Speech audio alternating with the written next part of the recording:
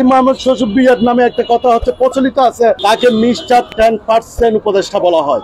কারণ হচ্ছে সে 10% কমিশন ছাড়া কোনো কাজ করে না। আপনারা আগে দেখেছেন একজন তথ্য উপদেষ্টা পদত্যাগ করেছিলেন, ওনার পদত্যাগের সময়ে ওনার ব্যাংক অ্যাকাউন্টে ছিল 10,000 টাকা।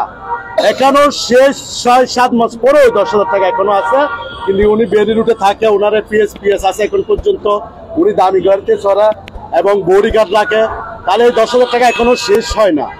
আমাদের আসিফ মাহমুদ শোষক বিয়ার সম্পদের বিবরণ দিয়েছে। আপনি জানেন অবৈধ টাকা ব্যাংকে থাকে না, অবৈধ টাকা মাটির নিচেও লাগতে পারে, বিটকয়েনও লাগতে পারে। আমি সরকারকে উদাহরণ আহ্বান করবো, তাদের বিটকয়েন অ্যাকাউন্ট গোয়েন্দা সংস্থার মাধ্যমে আপনারা তদন্ত করুন। আরেকটা বিষয় হচ্ছে পাসপোর্ট জমা দিয়েছে।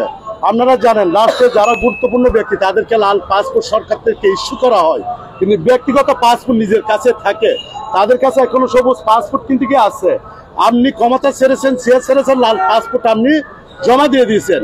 যখন ইউনিসও ছাড়বেন তাহলে উনিও লাল পাসপোর্টটা সরকার সংশ্লিষ্ট কোনো জায়গায় জমা দিয়ে দিবেন। এটা কোনো বিষয় না, টাকা আপনার পকেটে রাখে না। যারা কালো টাকা, দুর্নীতির টাকা, তারা মাটির নিচে লাগতে পারে, নিকট আত্মীয় স্বজনে লাগতে পারে, বিটকয়েনের মাধ্যমে লাগতে পারে, সুইস ব্যাংকে লাগতে পারে, অনেকভাবে গিয়ে আছে। আওয়ামী লীগের আমলে আমরা দেখেছি আওয়ামী লীগের এমপি মন্ত্রী সব